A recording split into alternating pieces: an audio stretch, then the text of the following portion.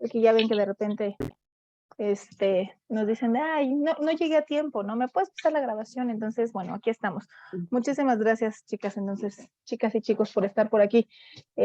Pues, justo, ¿no? De qué se trata esto y a dónde vamos a hablar. Bueno, pues, esta clase, esta reunión semanal, va a ser sobre la historia del arte, ¿no? Es un tema bien interesante, es un tema con el cual de repente nos vamos a encontrar y no le ponemos quizás tanta atención a lo que implica, ¿no? Todo lo que son las expresiones artísticas. Y para empezar esta parte de ver, ¿no? Sobre la historia del arte, bueno, pues empecemos con una diferenciación bien interesante, bien importante que a veces no la hacemos, ¿no?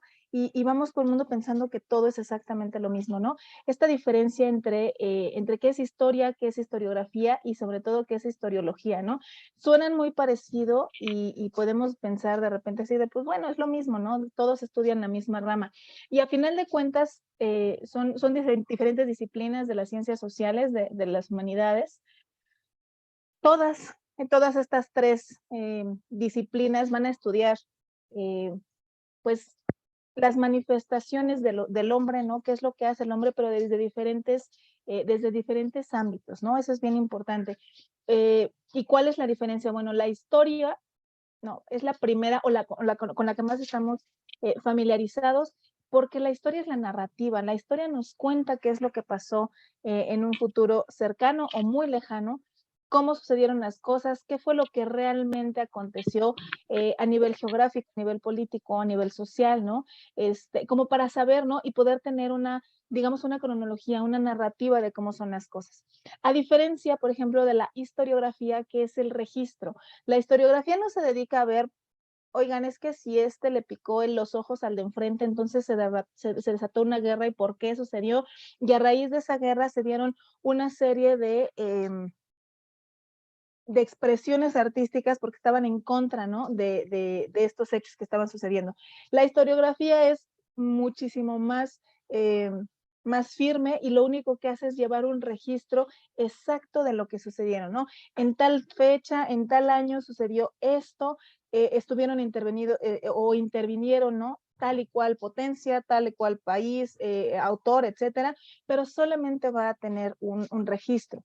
Y a diferencia de la historiología, que la historiología es más una rama como de la filosofía, de la epistemología, en donde vamos a hablar o vamos a buscar una investigación muchísimo más profunda, ¿no? ¿Por qué sucedieron las cosas? ¿Qué fue lo que pasó? Oye, pero ¿por qué se enojaron? ¿Cómo es que surge esta corriente? Oye, ¿por qué ahora les gusta más utilizar fotografías en lugar de utilizar pintura? ¿No? ¿Qué es lo que sucedió alrededor?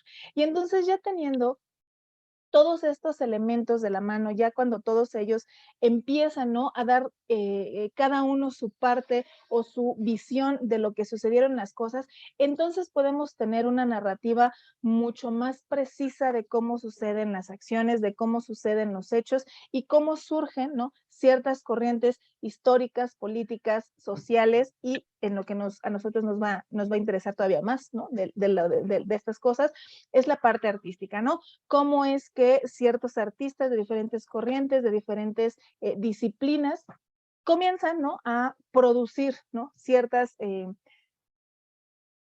O hacer ciertas corrientes, ¿no? Utilizar ciertas técnicas, utilizar algunos otros productos que a lo mejor pueden ser más novedosos con respecto a lo que veíamos anteriormente. Y entonces así es como vamos a entender las cosas, porque hablar del arte es hablar de todo, ¿no? A veces la gente puede pensar que, ay, bueno, es que si vamos a hablar de arte, nada más vamos a hablar de pintura, ¿no? O solamente vamos a hablar de escultura, ¿no? O incluso arquitectura, que son tres disciplinas artísticas como de las más famosas, ¿no? A las que la gente le llaman más la atención y es en las que más se quedan como estacionados, ¿no? Pero tenemos otro tipo de disciplinas artísticas que son también bien importantes, bien interesantes y que van a darle a la historia del arte, ¿no? Como esa carnita en donde nos vamos a conocer un poquito más y darnos cuenta, ¿no? Hablando de la música, la retórica, la lírica, la poesía, ¿no? Son varias disciplinas que van a hacer que todo esto que nosotros vemos o que concebimos como arte sea tan interesante, porque de otra forma, nada más estaríamos hablando como por encimita, ¿no? Lo más famoso, ay, bueno, vamos a hablar de Leonardo da Vinci, vamos a hablar de Miguel Ángel Buonarroti, que son los más famosos, ¿no? Al mismo tiempo que surgen estas grandes figuras que todos conocemos, hay más artistas que los hacen ser grandes. No porque hagamos una comparativa, sino porque para que Leonardo, por ejemplo, llegara a ser quien fue, llegara a ser grande, tuvo que haber aprendido de alguien más, tuvo que haber visto, tuvo que haber sido influido por otros personajes, porque si hay algo que no existe en este mundo es la generación espontánea, ¿no? Las cosas surgen porque es una evolución, una cadenita natural de cómo las cosas se van formando poco a poco hasta que llegan a un hecho particular y entonces es cuando decimos, ah, ya se me ocurrió, ¿no? Es como pensar que el hombre cuando llega a sus inicios, cuando aparece sobre la tierra, de repente un día de la nada dice, ah, necesito mover esto, voy a inventar una rueda, ¿no? No, pues la rueda no surgió así de un momento para otro, ¿no? Tuvieron que pasar años, tuvo que hacer experimentos, tuvo que mover otro tipo de cosas hasta que dijera, híjole, es que este palito con el cual yo estoy moviendo las cosas no me es tan funcional. Entonces, bueno, ya me di cuenta que si lo jalo de esta otra forma, me es un poquito más rápido, pero aún así es muy pesado, es muy fuerte. Y entonces va poco a poco, va experimentando, ¿no? Ensayo y error, qué es lo que sí me sirve, qué es lo que no me sirve, bueno, esta parte del palito no me es útil, pero mira, si agarro una piedra y la empiezo a tallar con la otra, ya no tiene picos, ¿no? Ahora ya está más lisa y entonces como está más lisa, la aviento y se va del otro lado. Y entonces poco a poco, ¿no? Y ese poco a poco pudo haber durado cientos de años, es que llegaron, ¿no? A esta propuesta, llegaron a descubrir, ¿no? Y lo voy a decir bien entre comillas, a descubrir la rueda, ¿no? Todo es una evolución natural de un pensamiento, de una necesidad y termina siendo una expresión humana, ¿no? Y entonces por eso estas tres disciplinas son tan importantes, van de la mano y nos van a ayudar a, eh, a estudiar, ¿no? Cómo es que fueron evolucionando las cosas, cómo es que se fueron acomodando para que nosotros pudiéramos ir a un museo, podamos ir a alguna ciudad, ver estas construcciones, estas grandes pinturas, escuchar conciertos y decir, wow, qué maravilloso es lo que escribieron, qué maravilloso es lo que compusieron, pero cómo llegaron a ello, ¿no? ¿Cómo es que lo hicieron? Entonces, gracias a la historia, la historiografía y a la historiología, es que podemos conocer cómo se dieron las cosas, cómo se fueron formando, y entonces las apreciamos de una forma distinta, porque cuando conocemos el significado de una obra, de sus colores, de los elementos básicos que la componen, cuando conocemos incluso la vida del artista que la hizo, del autor, qué fue lo que le pasó, qué fue lo que lo impulsó a escribir o a componer o a escenificar o a construir algo, entonces nos damos cuenta de que las cosas tienen, ¿no? Un significado distinto, ¿no? Es conocer más allá de lo más evidente, de lo más inmediato, para que podamos encontrar cosas que nos van a llamar como todavía más la atención. Y entonces ya conociendo estas tres, ¿no? O siendo más cercanos de estas tres, vamos a encontrar a la historia del arte. La historia del arte, como su bien, buen nombre nos lo dice, es una evolución de estas disciplinas aunadas a las expresiones artísticas humanas, ¿no? Pero bien importante, ¿no? Arte, ¿qué es el arte? ¿Qué es lo que entendemos como arte? Y entonces ahí es en donde nos vamos a hacer una pregunta filosófica, ¿no? Y entonces nos vamos a poner a cuestionar, ¿no? ¿Qué somos? ¿Cómo es que podemos llegar, o el humano, ¿no? Más que nada, puede llegar a este tipo de expresiones artísticas, ¿no? Y entonces algo que generalmente nos encontramos cuando hablamos de la historia del arte, y sobre todo así como nosotros que estamos como empezando, ¿no? Como conociendo, porque no sabemos mucho alrededor de esto, perdón, ¿cómo nos acercamos a ello? Las primeras o de manera común o de manera constante, cuando hablamos de arte nos referimos a grandes artistas consagrados de la historia y a obras que llaman la atención y que son famosas en todo el mundo. Les voy a poner un ejemplo y aquí les puse una abstracción, ¿no? Vuelvo a el gran Leonardo, ¿no? Leonardo da Vinci, que una de sus obras más famosas es la conocida como la Mona Lisa, su nombre es la Gioconda, y entonces crea esto. Y entonces cuando nos referimos a arte, ¿no? Cuando queremos hablar de arte, decimos, es que arte son estas cosas, ¿no? Estas pinturas maravillosas que vamos a encontrar en los museos. Pero si nos ponemos a cavar un poquito alrededor de las cosas, nos damos cuenta que arte son muchas, muchas cosas. Y entonces, aquí, por ejemplo, les traje unas definiciones en donde distintos autores de distintas épocas y de distintas disciplinas nos hablan de qué es el arte, ¿no? Por ejemplo, Tomás de Aquino nos dice que el arte, bueno, nos dijo, ¿verdad?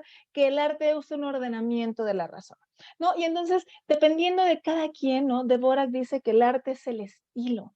El arte puede ser muchas cosas para diferentes personas. ¿Y cómo es que voy a saber qué es el arte, ¿no? Para los demás. Pues entonces tengo que ponerme a pensar en cómo es mi vida, en dónde vivo, a qué me dedico, ¿no? De qué me desarrollo. Las personas que están junto a mí, mis compañeros, mis amigos, mis amigas, mis hijos, mis hermanos, ¿no? ¿Qué es lo que hacen? Y entonces ahí se va a empezar a formar una percepción artística, ¿no? Para mí, ¿qué es?, ¿no? Bueno, es que a lo mejor para mí el arte es un hermoso atardecer, ¿no? Y entonces así, con sus preciosos colores rojizos, rosas, amarillos, naranjitas, para mí eso es el arte, ¿no? Es lo más maravilloso del mundo.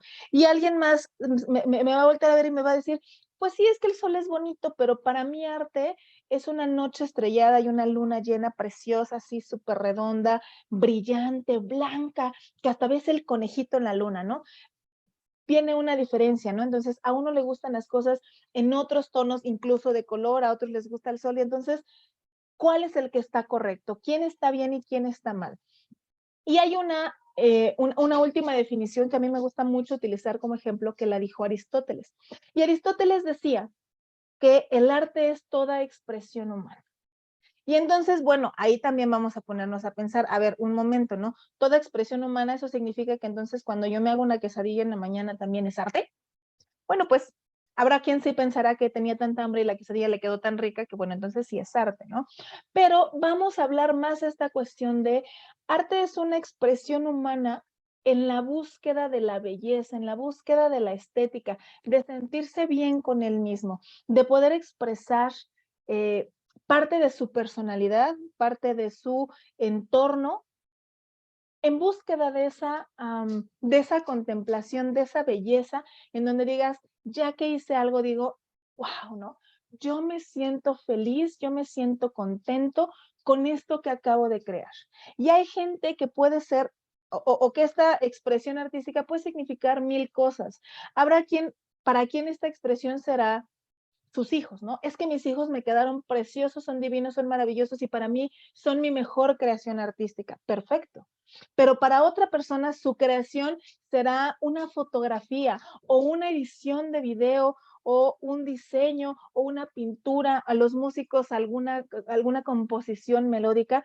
Y por supuesto que esto que hace cada una de estas personas puede ser una forma de arte. La percepción del arte cambia dependiendo de cada quien. Y además aquí viene algo bien interesante y algo como bien tricky, ¿no?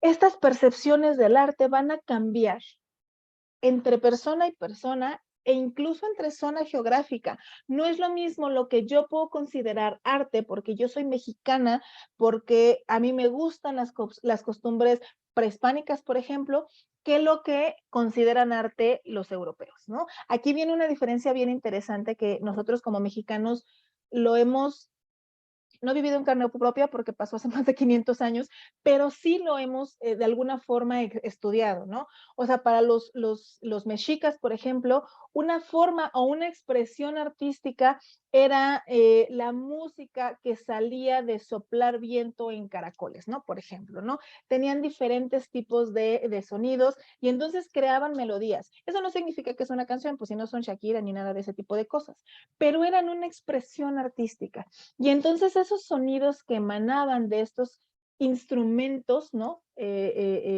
Protoinstrumentos incluso, tienen un sonido particular que para nuestros antiguos habitantes de Tenochtitlan podían significar una llamada a la batalla, podían significar una llamada al templo, podrían haber significado el inicio simplemente de un nuevo día.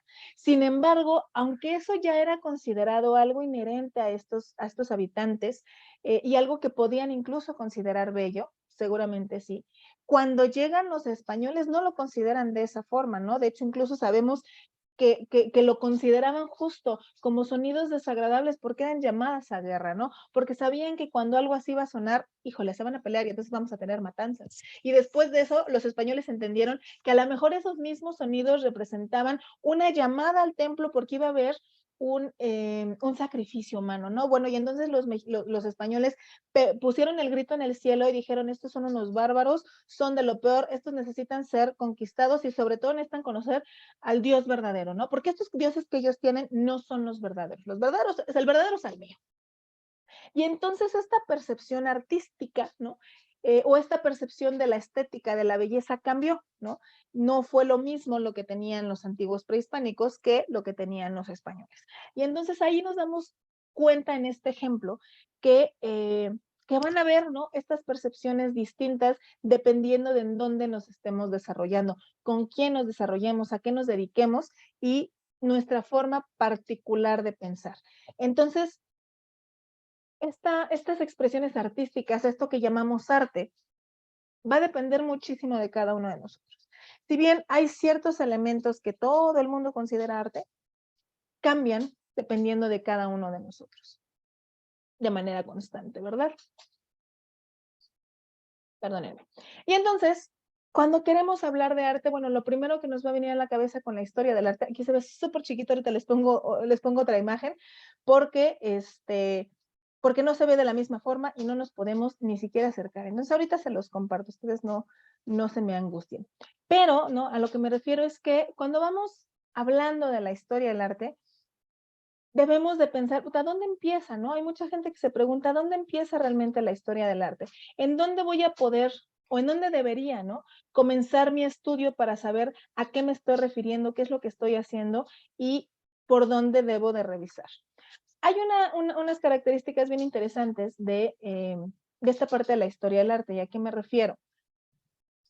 Cuando hablamos de historia del arte, la gran mayoría de las veces nos vamos hacia Europa. Y déjenme les comparto justo esta imagen para que la puedan ver mucho más de cerca, ¿no? Y entonces no tengamos más dudas. Generalmente cuando hablamos de esta parte, ¿no? De la historia del arte, la gente considera que el arte o la mejor forma de estudiar el arte es europeo, ¿no? Y entonces empezamos a considerar el arte en la Edad Media, ¿no? Ya en el Renacimiento y entonces, como les decía, ¿no?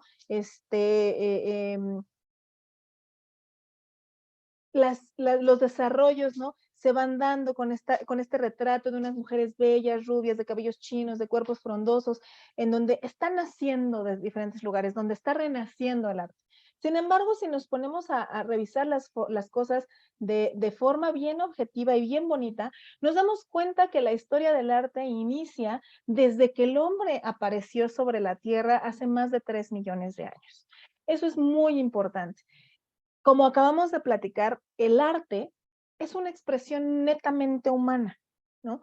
No tiene que ver con los animales, porque si bien los animales pueden hacer cosas muy particulares y ahora de repente nos encontramos algunas como noticias, ¿no? ¿No han visto? De, ay, el elefante le dieron un pincel y ahora el elefante dibujó una casita, ¿no? Ay, qué bonito, el elefante es un artista.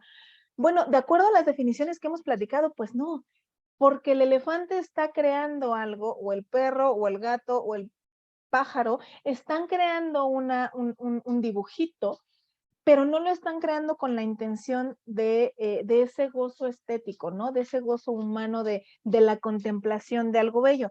Simplemente lo están creando porque así lo aprendieron, porque así los entrenaron, porque están repitiendo una acción que vieron en alguien o en algo cercano, ¿no? Cuando vemos este tipo de cosas, sabemos que son animales que de alguna forma u otra han sido educados, ¿no? Para que puedan llevar a cabo esto. Ningún elefante, ningún animal en su hábitat natural agarraría un pincel, lo sumergiría en una pinturita y entonces haría una casita con un sol, o sea, jamás pasaría eso.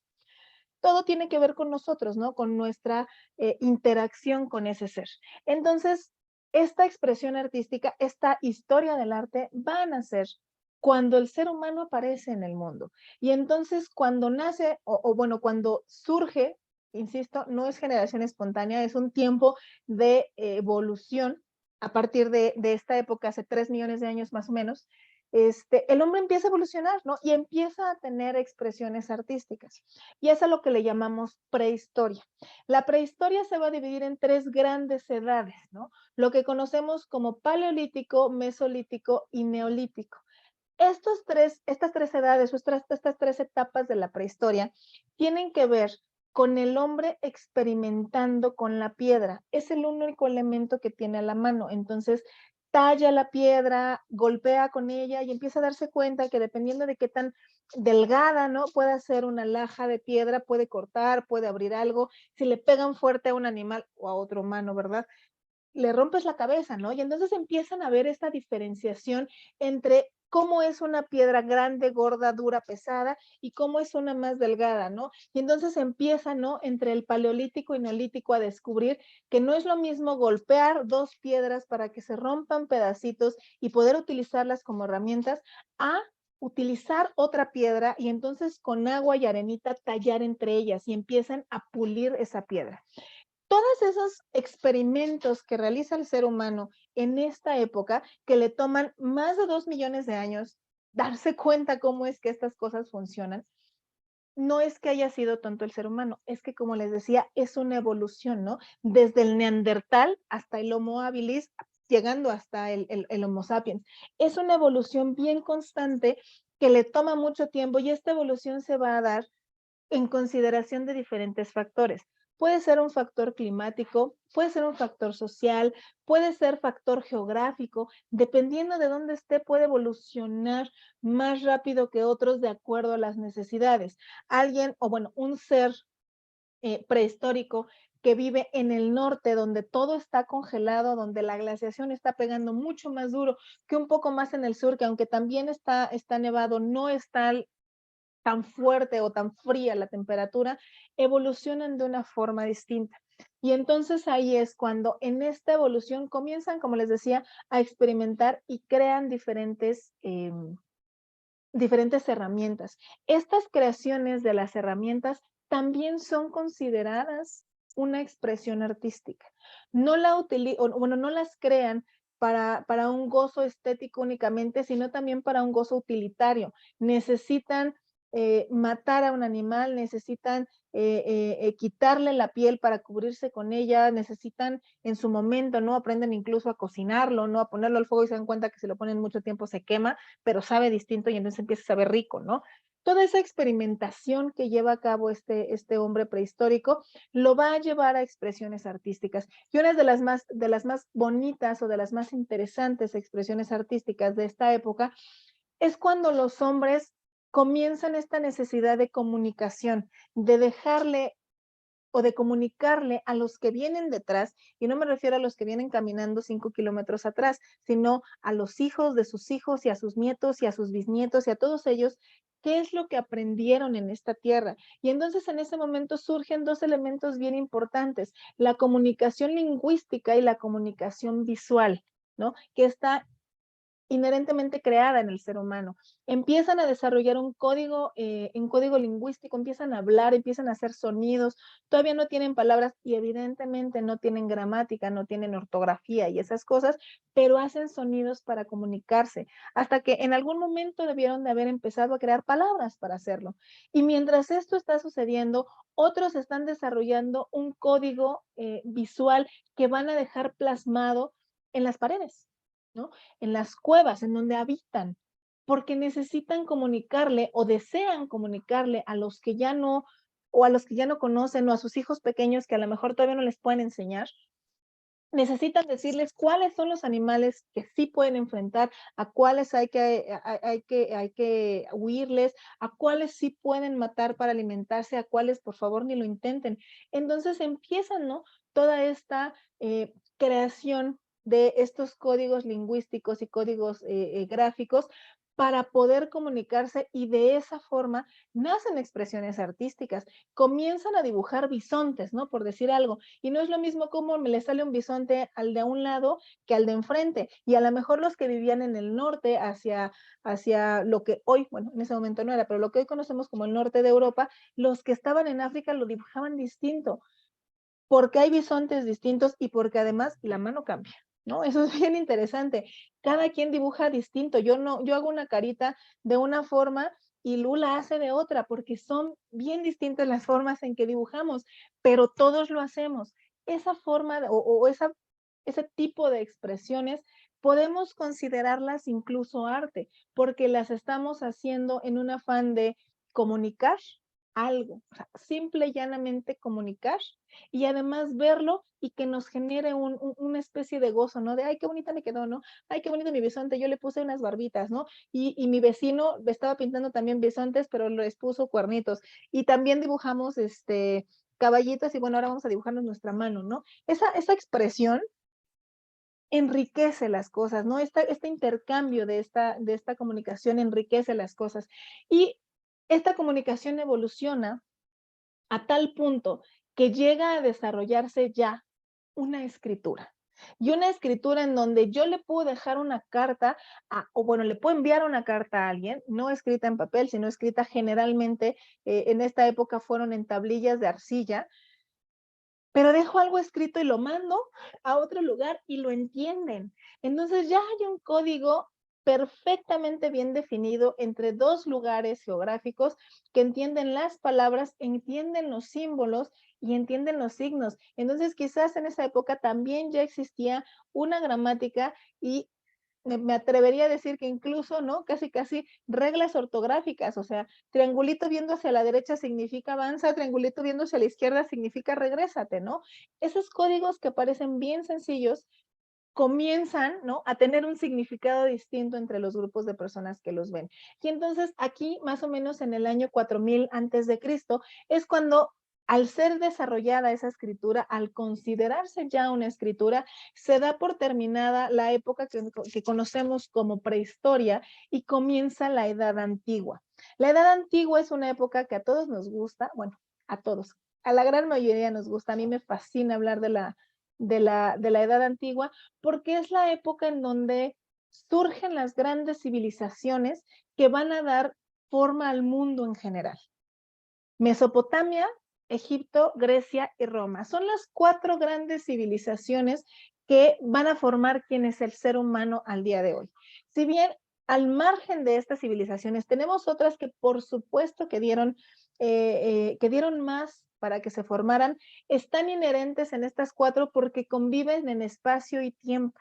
Y entonces comienza, ¿no? Este intercambio entre una y otra eh, para poder volverse más ricos. Entonces vamos a encontrar a los fenicios, vamos a encontrar a los persas, vamos a encontrar a los asirios, que van a estar conviviendo con todas estas culturas en momentos más altos uno que los otros, por supuesto, pero cuando vemos el pináculo de una civilización, vemos que otra está decayendo. Y entonces es un constante subir y bajar, ¿no? En el desarrollo de las civilizaciones, pero justamente eso provoca que, que, que se comuniquen y que se intercambien cosas, intercambian conocimientos de la agricultura, de la caza, del comercio, y ahí entonces empieza el intercambio de arte, ¿no? Oye, ¿cómo construyes tú? ¿Cómo construyo yo? Mira, yo tomo algo de aquí, ¿cómo pintas? ¿Qué elementos utilizas para pintar tus paredes, no?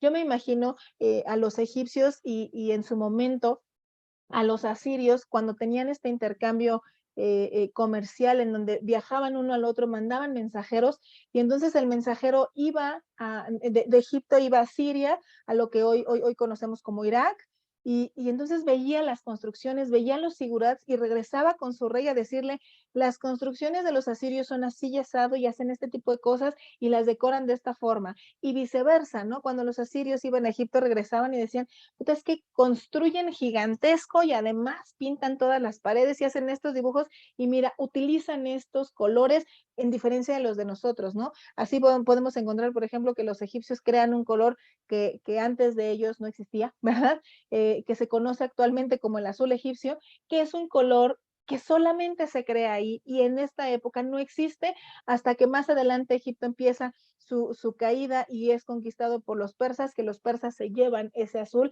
y por ejemplo podemos ver ese azul precioso pintado en la puerta de Ishtar, ¿no? Pero ese tipo de intercambios artísticos es lo que hace que, que crezcan, que se enriquezcan y entonces todos estos conocimientos se vayan, digámoslo de alguna forma, derramando por todo el mundo. Sin embargo, bueno, como todo lo bueno tiene que terminar en este mundo, ¿qué es lo que sucede con la Edad Antigua? Comienza un momento de decaída, comienza este momento con Roma.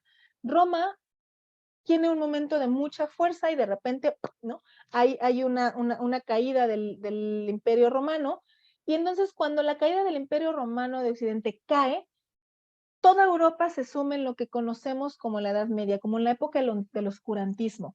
Y entonces cuando esto sucede, hay un problema importante. El oscurantismo, como su nombre lo dice, es una época visualmente oscura, ¿no? En las expresiones artísticas, pero también en el desarrollo de estas mismas. No hay un crecimiento importante en cuanto a pintura, en cuanto a escultura, en cuanto a música. ¿Por qué? Porque en la época de la Edad Media es cuando se da un crecimiento importante del cristianismo. Y en esta época, siglo V al siglo XIV, más o finales del XIV más o menos, la iglesia domina todo. Y esta iglesia particularmente no permite el crecimiento absolutamente en nada. La vida solamente es un paso desagradable para llegar a la muerte. Esa es como la visión de toda la Europa de la Edad Media. ¿Por qué razón? Porque la iglesia en ese momento nos presenta una vida en donde si Cristo sufrió por nosotros, entonces nosotros tenemos que sufrir gracias o en agradecimiento a lo que Él hizo. Y entonces no hay desarrollo artístico, no hay desarrollo científico y esos dos desarrollos están muy penados, sobre todo el desarrollo científico. Cualquier cosa que estuviera encaminada a, a demostrar algo que fuera en contra de las reglas de la iglesia, era penado, ¿no? Entonces no podían hablar de astronomía porque eso significaba que tendrían que haber hablado de algo que no creó Dios y entonces generaba un problema. No podían hablar del ser humano per se más que como una creación divina que solamente servía para adorar a Dios. Y entonces, gracias a estas limitaciones, ¿no? que tiene la iglesia con la población europea, es que no hay ese desarrollo y todo lo que hay en cuanto a cuestión de arte, no me malentiendan, es precioso y lo vamos a estudiar, pero todo tiene que ver con religión.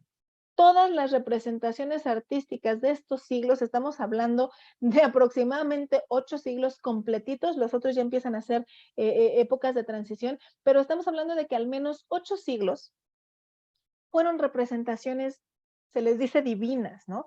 Solamente tiene que ver con Dios, los apóstoles, Jesús, la Virgen y todo lo que hay alrededor de ellos. Son representaciones muy bellas, pero tenemos una sola temática. Y al tener una sola temática, pues entonces las cosas quedan un poquito reducidas, digamos, y no tenemos tanta variedad.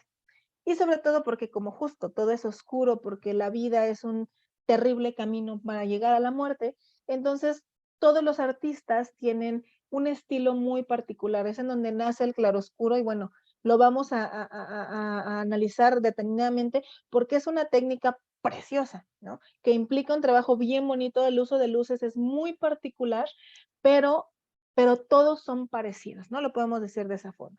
Y entonces llega una época en donde hay cambios históricos muy importantes que van a dar un, digamos, como un clacazo final a esta Edad Media, que son dos eventos muy importantes. El primero es la caída de Constantinopla, y la segunda es el descubrimiento de América. Si bien están en el mismo siglo, ¿no? Y estas acciones o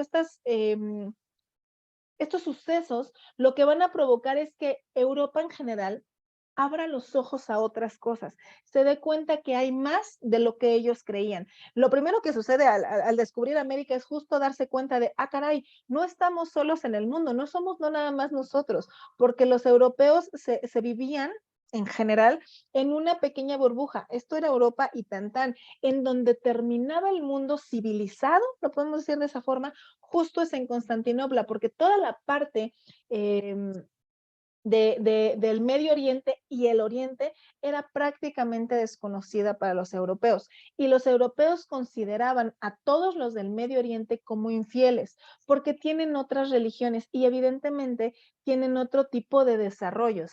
Incluso en esta época es bien interesante cómo mientras Europa está sumido en la más absoluta oscuridad, tienen problemas de epidemias terribles, la peste bubónica merma la población cada unos cuantos años en la zona de justo hacia Constantinopla, tienen un desarrollo científico mucho más libre. Saben que o descubren, digamos, que la peste no es un castigo divino, sino que es un virus que va trayendo de lugar en lugar las ratas y después créanme, es bien interesante, como eso no lo descubrieron en el siglo XX, lo descubren en el Medio Oriente, que en realidad ni siquiera son las ratas las que portan el virus de la peste, ¿no? Son pulgas.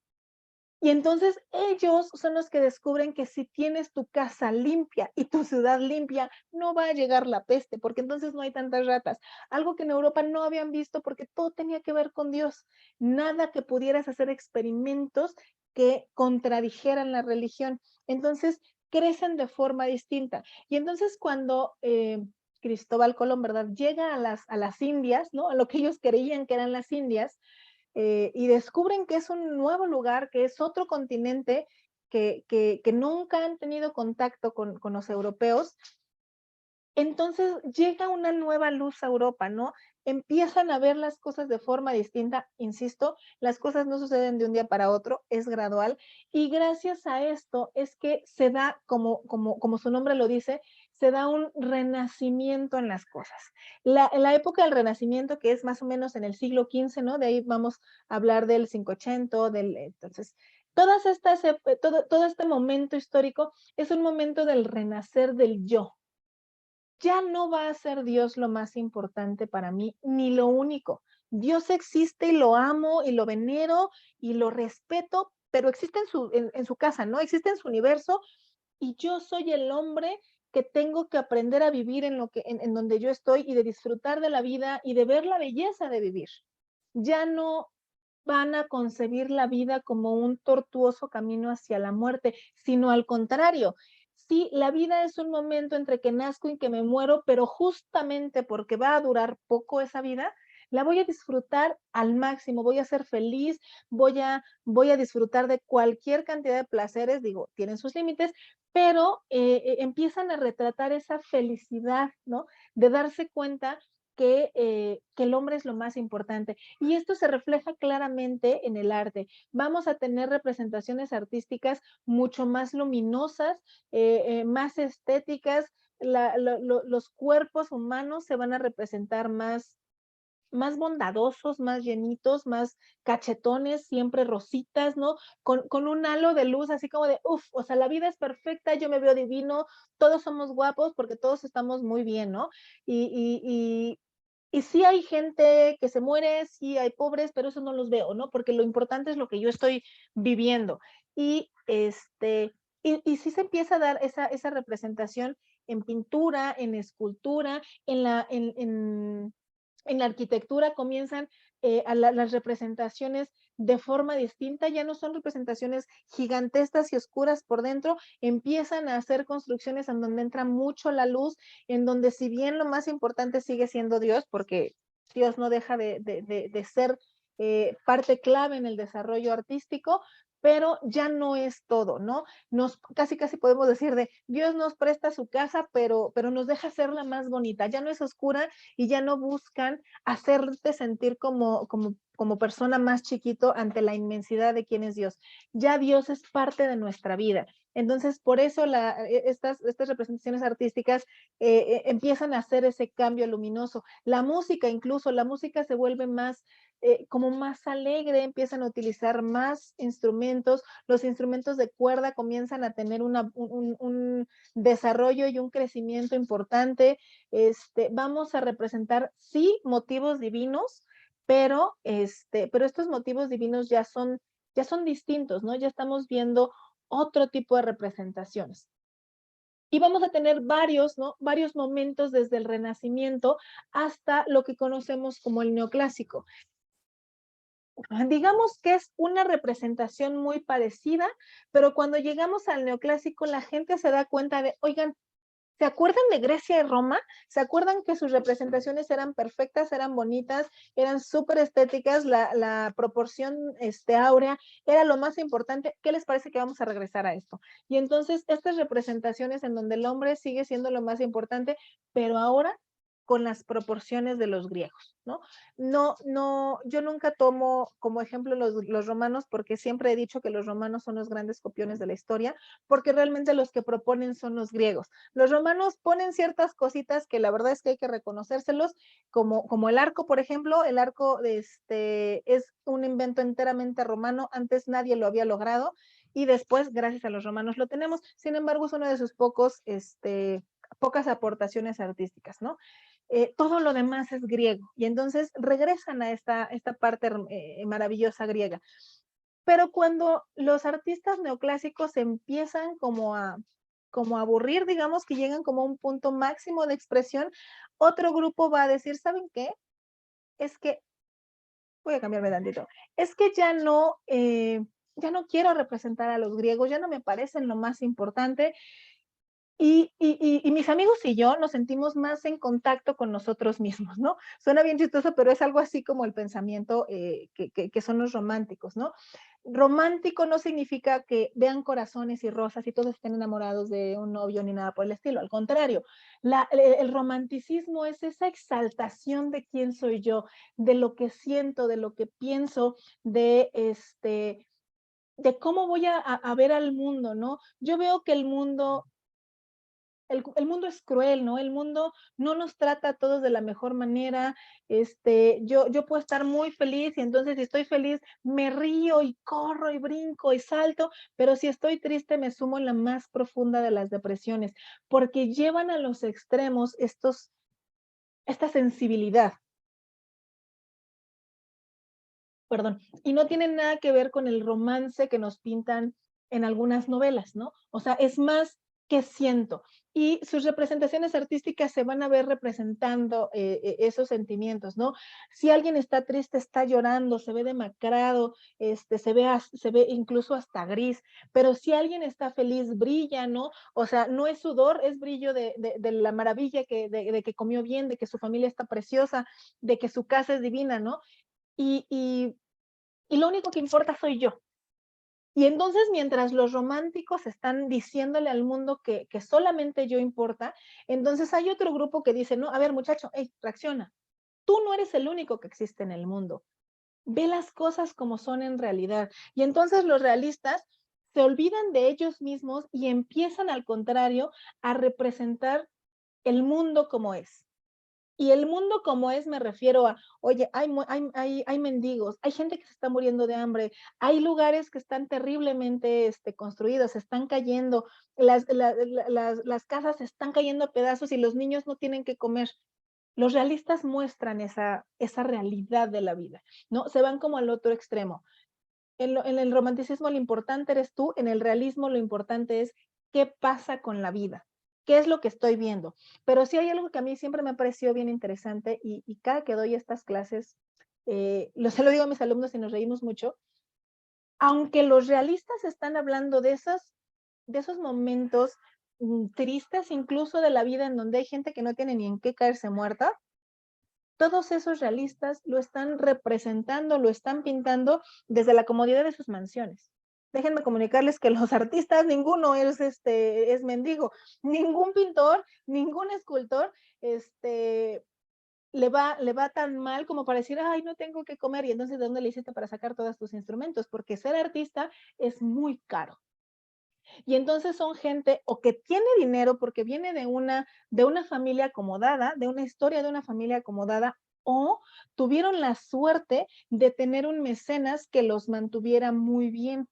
Entonces, ninguno de estos artistas que dijeron o que les decían a los románticos, hey muchacho, despierta de tu nube, ve la realidad y ve cómo la gente se está muriendo de hambre, lo estaban diciendo con un plato de pollo servido a un lado de su cama, ¿no? En donde tenían calorcito, tenían con qué cuidarse, tenían agua, tenían vino, tenían comida. A ellos no les hacía falta esa cosa, ¿no? Y entonces ahí es en donde vemos de, híjole, nos pintan la realidad así bien, como bien triste, bien depresiva, pero pues ellos no les pasaba nada de esto, ¿no? Pero bueno, vamos, ¿no? Caminando con la historia del arte y entonces nos damos cuenta que después de estos momentos en donde los extremos, ¿no? De un lado al otro, llegamos a una época muy interesante, ¿no? Lo que decimos o lo que llamamos el modernismo, ¿no? El modernismo que ya empieza a tener más colores, que ya empieza a ser un poquito más, no abstracto per se, pero ya empieza a sintetizar un poquito más la realidad, ya no la muestra tal cual como, como lo hacían en el Renacimiento o en el Neoclásico, ¿no? Donde tenían que respetar exactamente las proporciones, las formas, los colores. En el modernismo, muy al contrario, entonces empezamos a ver representaciones como más descuidadas. No es que sean descuidadas, es que lo hacen propositivamente de esa forma. Se desarrollan ciertas sublíneas, digámoslo de alguna forma, en donde vamos a encontrar, por ejemplo, a los impresionistas, en donde sus representaciones artísticas son más ponteadas, más con brochazos, ya no les interesa difuminar también, simplemente con brochazos de colores empiezan a dar hacia los tonos que buscan, ¿no? Y sus obras se aprecian mejor de lejos que de cerca. Se escucha raro y de verdad no me estoy burlando, pero es literal. Entre más lejos te presentes en una obra impresionista, mucho mejor la vas a percibir, porque no tienen definidas las orillitas, porque los colores están mezclados, porque el pincelazo se ve manchado y se ve diferente, ¿no? Si nos acercamos vamos a ver ese detalle. Por ejemplo, ahorita no estoy 100% segura, déjenme les confirmo, va a empezar en el Museo de Bellas Artes una exposición sobre impresionismo. Y justamente digo, si tienen tiempo de ir a verla, justo eso es lo que se puede apreciar, ¿no? El impresionismo es divino, verlo desde lejos, se ven preciosos los colores, se ve esta expresión en donde vamos a encontrar y aquí hay una diferencia entre artistas. Con algunos vamos a encontrar representaciones de personas, cómo están en el parque, caminando con sus sombrillas bien bonitos, pero si me acerco simplemente veo manchas, ¿no? Y entonces pierdo esa percepción, pero es justo lo que buscaban los modernistas, una forma diferente de representar esta realidad a la que ya estaban acostumbrados, a la que ya habían retratado de muchas formas y buscaban una forma distinta de hacerlo. Estamos hablando de finales del siglo XIX. Conforme vamos entrando en el siglo XX, en la edad contemporánea, se le llama a esta época, vamos a encontrar que los artistas son muchísimo más experimentales, ¿no? Aquí sí no hay de, les gusta jugar con los colores, con las formas, aprenden a hacer dibujos a la perfección, son naturalistas, pero no es lo que quieren hacer. Para poder deformar o para poder digamos, romper las reglas, primero hay que conocerlas. Y entonces nos vamos a encontrar con artistas de la calidad de Pablo Picasso, que dominaba el naturalismo, que dibujaba perfectamente bien, pero él no quería hacerlo. Y entonces comienza a experimentar y nos lega el cubismo, en donde la gente cuando ve una obra de Picasso y no conoce el contexto de quién fue el señor Pablo, entonces dice, ay, por Dios, esto lo pudo haber dibujado un niño, ¿no? O sea, mi sobrinito dibuja más bonito. Es que hay que conocer, justo lo que les decía hace ratito, hay que conocer un poquito más sobre la época, sobre el autor, sobre qué es lo que vivió el autor, para poder entender a dónde van sus obras, por qué las representa de esa forma y cómo es que llegó a ese punto, ¿no? Y de esa forma vamos a encontrar distintas corrientes, lo que se les conoce como las vanguardias del siglo XX, ¿no? Desde el cubismo, y podemos pasar aquí con el constructivismo, con la abstracción, con el dadaísmo, con el surrealismo, que es una de las corrientes. No les voy a decir que es la mejor ni la más bonita, pero es la más famosa, ¿no? Hay varias corrientes vanguardistas, pero el surrealismo, gracias a Salvador Dalí, es el más conocido de todos. Y aquí en esta época es cuando ya no nos concentramos 100% en Europa, ¿no? Aquí es donde empiezan a haber cosas bonitas, como que nuestro país, ¿no? México particularmente y muchos países de Sudamérica empiezan como que a tener una huella más fuerte. No es que antes no hayan existido, es que no se les consideraba dentro de esta historia del arte, porque estaban en otro momento histórico, porque los países de Sudamérica estaban en otros momentos, estaban peleando por su libertad, ¿no? En guerras de independencia. Entonces los artistas estaban en otra cosa.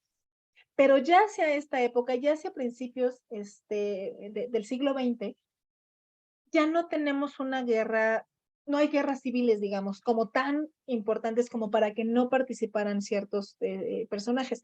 Y entonces tenemos personajes mexicanos que ya podemos empezar a analizar en estas épocas y también tenemos europeos que debido a las cosas o a las historias que están sucediendo en Europa, vienen a Latinoamérica a vivir su vida, ¿no? Y entonces aquí en México podemos encontrar a una Leonora Carrington, a una Remedios Varo, que se vinieron para acá, un León Trotsky que está huyendo de otros problemas, y que aquí en México tienen un desarrollo artístico muchísimo más importante. Y en Latinoamérica vamos a encontrar, sobre todo que independientemente de pintores y escultores, que sí los hay, vamos a encontrar que los latinoamericanos, que los sudamericanos son maravillosos escritores, ¿no? Y aquí es en donde nos empiezan a dar unos cuentos, unas novelas que digo, por eso hay varios premios Nobel aquí, ¿no?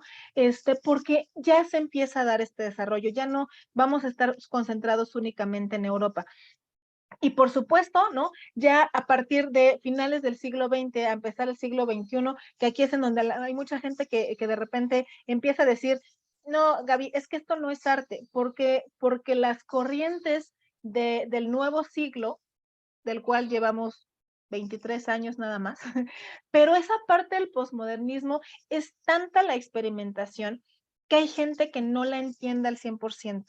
Y entonces hay una percepción del arte muy diferente a la que estábamos acostumbrados, evidentemente. Entonces, no es que no sea arte, es que simplemente no entendemos porque no lo vivimos, ¿no? Es como hablar de generaciones. No es que la generación de los chicos que nacieron alrededor del 2005, ¿no? Y que hoy tienen alrededor de 15, 18 años, es que esos no saben, no, es que no vivimos lo mismo que ellos, o no vivimos la vida exactamente igual que ellos. Igual que yo no vivo la vida como ellos, ni como mis papás que nacieron en los 50, porque yo nací en los 80, pero tampoco entiendo de la misma forma, ni ellos te entienden a ti. Entonces, ese como estira y afloje que existe generacionalmente hablando ahora en temas como muy en boga, sucede mucho con el arte. El arte que hoy nos encontramos como o etiquetado como posmodernista no siempre es entendido a la perfección. Entonces, para poder apreciarlo hay que conocer un poquito detrás, sobre todo del background de el artista que crea estas obras y de lo que está criticando, porque la gran mayoría del arte posmoderno es una crítica social. Entonces tenemos que entender hacia dónde va esa crítica social para entonces entenderlo y decir, ah, ya sé para dónde va ese chicle tirado en el piso, ¿no? O sea, no es un chicle masticado que me encontré en la calle. Ese chicle masticado representa la sociedad que ha sido oprimida durante los últimos años, representa cómo es que, invento ahorita, cómo es que el gobierno no le ha prestado atención a la juventud y entonces por eso se sienten identificados como con un chicle tirado en la calle, porque nadie le presta atención, porque nadie se detiene un minuto más a verlo. Pero hasta que entiendo esos problemas de los cuales estoy criticando, solamente me va a parecer un chicle. Y habrá gente, digo, si alguno de ustedes alguna vez lo ha leído, lo ha visto, habrá gente que va, por ejemplo, al MOAC en CEU y sale diciendo, puta, ¿y esto qué fue? ¿Por qué ponen estas exposiciones y si no estoy viendo nada? Y es que es justo esto, es arte posmoderno con crítica social. Entonces, hay que tener los ojos abiertos a todo para poder entender y apreciar el arte, porque todo lo que hacemos como seres humanos, todo lo que hacemos como seres humanos es una expresión artística. Todo aquello que hacemos en busca de la belleza y la contemplación, ¿no? Digo, porque hay que, insisto, no porque yo haga un sándwich significa que cree arte, ¿no? Solamente me hice de comer. Pero si yo estoy creando y voy a decir una tontería, si yo estoy creando un recuerdito para el bautizo de mi sobrino, estoy creando arte, porque lo estoy creando con el afán de que le guste a los demás, de que me guste a mí, de que sea bonito. Entonces, es una forma de arte. Espero haberme dado a entender con esto. ¿Tenemos alguna duda hasta aquí? ¿O voy muy rápido? ¿Estamos bien? No, no. Pero la historia. Excelente. Muy bien, entonces le seguimos con estas cosas. Y justo lo que estaba diciendo, ¿no? Es que la belleza representa un problema, ¿no? Hay que serlo bien sinceros, porque lo que yo puedo considerar bello, no necesariamente lo consideran bello los demás, y viceversa. La belleza es un problema de percepción, es completamente subjetivo.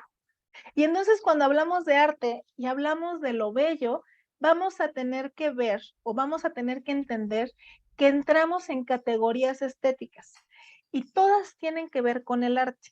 El arte no tiene que ser necesariamente bello ni equilibrado para ser bello. El arte puede ser feo, el arte puede ser monstruoso, el arte puede ser inverosímil, puede tener muchas cosas porque representa cosas particulares del ser humano y de su sociedad.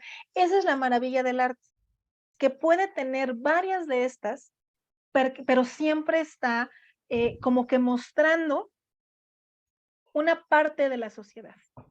Y esa representación bella, fea, monstruosa, como la quieran ver, va a representar un momento histórico. Y entonces aquí es en donde la historia, la historiografía y la historiología entran de la mano. Una nos cuenta simplemente qué fue lo que se hizo, es decir, Juan Pérez pintó o construyó en 1758 tal cosa. Y la historia nos dice, oye, pero en esa época sucedió esto y pasó y se pelearon y entonces le cortaron la cabeza. Y la historiología nos va a decir, oye, pero ¿por qué crees que se la hayan cortado? ¿No te parecería que a lo mejor este artista pertenecía a una corriente que iba en contra del gobierno que estaba reinando en ese momento y entonces por esa razón esta obra representaba una crítica al rey y entonces por eso le cortaron la cabeza? Ah, o sea, ahora todo tiene sentido y la obra puede o no ser bella, pero entendemos más o menos cómo son las cosas. Por eso en este curso justo vamos a hablar de esto. La historia de arte pero visto por los artistas, bueno, o sea, analizado de acuerdo a los artistas y a sus obras, porque todo lo que producen tiene que ver. Si yo nada más veo una pintura, una escultura, o me paro hasta afuera de una catedral, o veo un acueducto y digo, wow, está precioso, está bonito, pero no hay más, no entiendo qué es lo que hicieron. No sé si a ustedes les ha pasado, pero ¿cuántas veces han ido a Querétaro? Y está el acueducto de Querétaro. Y nos pasean en el camioncito el turi, bueno, no es el turibús, pero bueno, el camioncito que te pasean en las ciudades y te dicen que el acueducto de Querétaro lo construyó fulanito de tal en tal época y volteas y lo ves en friega y dices, ¡ay, qué bonito! That's it. Ajá. ¿Por qué es importante el acueducto? ¿Por qué lo construyó este fulanito? ¿Quién se lo ordenó? ¿Quién le dio el dinero? ¿Qué necesidades satisfizo? ¿Por qué es importante el acueducto? No nada más porque sea bonito, porque está en Querétaro y pues no tenía nada que hacer. ¿Qué fue lo que pasó alrededor del acueducto? Eso es lo bello de la historia del arte, que podemos entender por qué las cosas fueron creadas. Y el que digamos que está bonito o que está feo es enteramente de cada quien. Y estas expresiones, ¿no? Son como mm, muy importantes, ¿no? Dice gente, es que entre tu arte y el mío, bueno, yo prefiero el mío, pues sí, ¿no? Pero es muy respetable, todos vemos las cosas de forma distinta y es bien padre cuando a mí algo me gusta y a ti no, y entonces vamos a platicar el por qué a ti no te gustó y no es que te quiera convencer, es que si tú me explicas por qué a ti no te gusta y yo te explico por qué sí, Lo mismo que pasaba con los antiguos asirios y los egipcios. Estamos intercambiando comunicación, estamos compartiendo e intercambiando conocimientos, porque a lo mejor yo no había visto las cosas como tú y viceversa. Y entonces vamos a terminar con en una plática, en un diálogo tan enriquecedor que vamos a terminar diciendo los dos, híjole, ahora me gustó más, pero no por la obra en sí, sino porque compartimos cosas. Eso es lo que lo que tiene el arte. El arte nos une, y nos une también porque no siempre estamos de acuerdo, ¿no? Y entonces por eso el problema, o por eso la belleza supone un problema, porque para cada uno lo va a ver de forma distinta. Y también va a depender de, oye, si hoy amanecí de buenas, si alguien me hizo enojar, si fuimos a ver una obra y en ese momento el guardia de seguridad me llamó la atención porque pisé cerca de la rayita, ¿no? Y entonces todo eso va a provocar que yo perciba las cosas de una forma distinta. Y lo que platicamos desde el principio, nuestra propia historia personal va a hacer que cambie esa percepción. No es lo mismo cómo percibe algo, y no es por verme clasista para nada, pero al contrario, la misma obra no es percibida ni vista de la misma forma por alguien de Iztapalapa que por alguien de Coyoacán que por alguien de Las Lomas. La historia de vida tiene mucho que ver con cómo percibimos las cosas, porque analizamos los problemas de forma distinta. Les voy a contar una historia bien bonita. Hace un año llevé a unas alumnas a una visita en un país extranjero. Y una de las cosas que tiene este país, Egipto particularmente, es que la gente está tan clavada, lo voy a decir de esta forma, o tan interesada en cuidar sus monumentos arqueológicos y en su religión, que la parte visual de la ciudad no les importa. Ujú. Y entonces hagan de cuenta que las ciudades son sucias, sucias así como aquí la Ciudad de México, ¿eh? Nada nuevo. Y las calles o las casas son descuidadas. No las pintan, o sea, las pintaron cuando las construyeron y si se cayó la pintura, no me importa. Pero ellos todo el tiempo o constantemente están como cuidándose internamente. ¿A qué me refiero? Una de las cosas muy lindas que tiene el Islam es que lo importante eres tú y tu alma, porque eso significa que te vas a ir a un mejor lugar. Entonces, por eso rezan 5 veces al día, por eso tienen que hacer ciertas actividades como acudir y darles de comer a los pobres, ayudar a alguien que le haga falta algo, porque si yo tengo comida y alguien no, tengo que compartirla para que todos estemos bien, porque al final de cuentas, así, ahora sí que cuando nos vayamos a morir o cuando nos hayamos morido, ¿no? Así literal, morido, todos vamos con lo mismo, no tenemos nada, lo único que está, o lo que va a ver Dios, o Alá en su caso, va a ser nuestra alma. Entonces, si tu casa está bonita, si tu casa estaba recogida, si tenías un librero bien bonito, si tenías florecitas en la mesa, es absolutamente irrelevante. Lo que cuenta es lo que hiciste con tu alma. Pero, ¿no? Teníamos una plática con una persona de allá y alguien de aquí de México que decía, es que no es posible que no recojan las cosas, es que no es posible que tiren la basura, es que no es posible que no arreglen su casa, que no esté más bonita su casa, que no la pinten, ¿no? Y entonces entre ellas mismas como que platicaban diciendo, es que por eso es más bonito México, porque en México sí limpiamos, porque en México siempre es bonito. Y entonces otras le decíamos, o sea, es que no todo México es tan bonito. También tenemos partes donde está así de sucio. También tenemos partes donde está así de descuidado. ¿Cuál es la diferencia? Que tú no las conoces. Que a lo mejor tú nunca has estado en una ciudad perdida o no has estado en el Cerro de la Estrella en Iztapalapa. Entonces, por eso crees que toda la ciudad es bonita. Si yo traigo a un extranjero a México y lo único que hago es pasearlo por Reforma, va a decir que México es precioso y es de primer mundo. Pero ¿qué creen? Eso no es todo México. No lo llevamos a Tepito, no lo llevamos, bueno, lo llevan a la Ciudadela como si eso fuera un lugar donde realmente compramos cosas. Pero entonces no conoció México, pero se fue con la idea de que México es bien bonito. O lo llevaron a Cancún. No, bueno, llévenlo también a Acapulco para que vean cómo son las otras playas. No, o sea, nada más vemos lo que nos parece bonito y de acuerdo a cómo hemos vivido, es como lo percibimos. Esto le pasó a estas dos personas que fueron en ese viaje. Una y la otra tenían un estilo de vida completamente diferente. Y entonces una persona que padre por ella, haya tenido una vida mucho más acomodada, va a provocar que no vea o que no perciba las cosas igual que alguien que vive en una zona menos bonita. O sea, sí van a percibir las cosas distintas y eso no significa que una o la otra estén mal. Simplemente tienen una forma de ver la vida completamente distinto porque su historia así lo provocó. Y entonces todo tiene que ver con esa percepción, con qué hiciste de tu vida, cómo te moviste, en dónde estaba, y no necesariamente esa historia de vida tiene que ver con lo que has hecho tú, o sea, a lo mejor tiene que ver con lo que hizo tu abuelito, y gracias a lo que hizo tu abuelito, tu vida es así, buena, mala, mejor, para mejorar, para empeorar, pero así es, y hay que hacer como las paces con cómo es nuestra vida para que podamos vivir todo lo demás mejor. Yo no puedo cambiar de la noche a la mañana una circunstancia. ¿Puedo pasar tiempo trabajándola para cambiarla?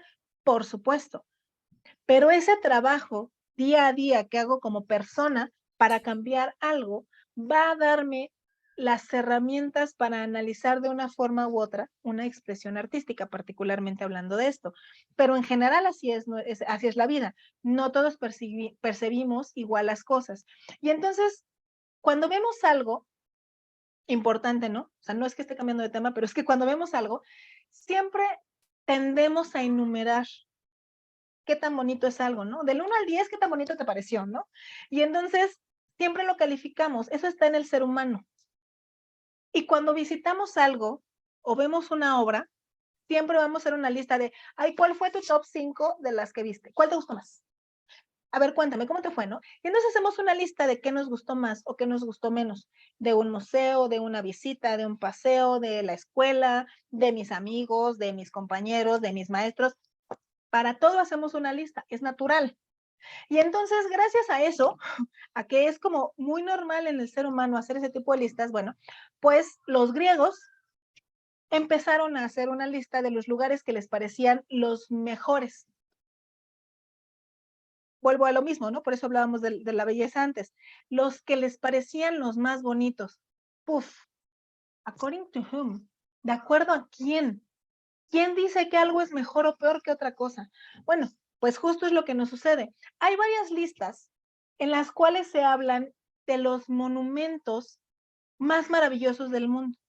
Y entonces, bueno, no es que sea la primera vez que se hizo, pero la primera vez que se tiene registro de que alguien hizo una lista es con Heródoto de Halicarnaso. Heródoto fue, o bueno, es considerado el padre de la historia porque es el primero que se dedica a viajar por el mundo conocido para ellos, a hacer un recuento de lo que ha sucedido.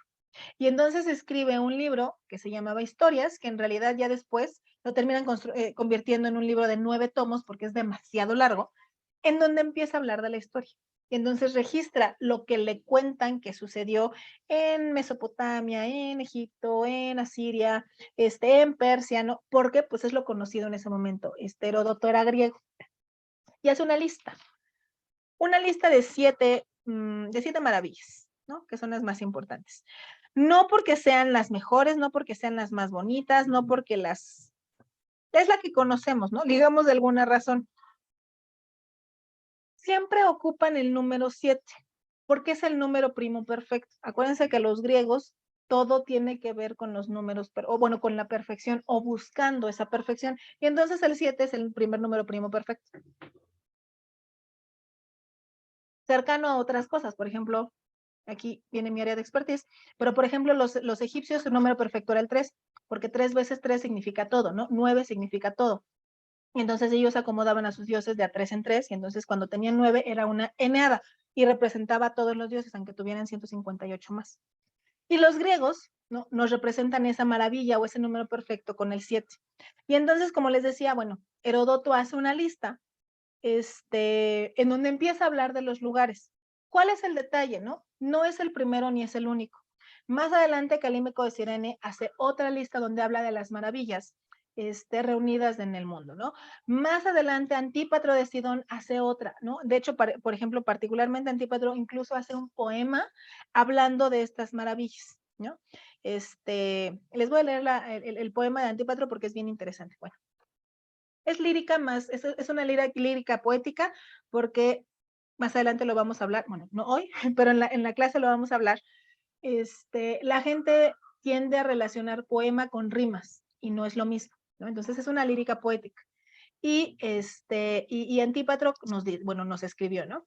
He posado mis ojos sobre la muralla de la dulce Babilonia, que es una calzada para carruajes, y en la estatua de Zeus junto al Alfeo, y a los jardines colgantes y el coloso del sol, la enorme obra de las altas pirámides y la vasta tumba de Mausolo. Pero cuando vi la casa de Artemisa, ahí encaramada en las nubes, esos otros mármoles perdieron por completo su brillo y dije, aparte de desde el Olimpio, el sol nunca apareció jamás tan grande después de haber visto a mi musa.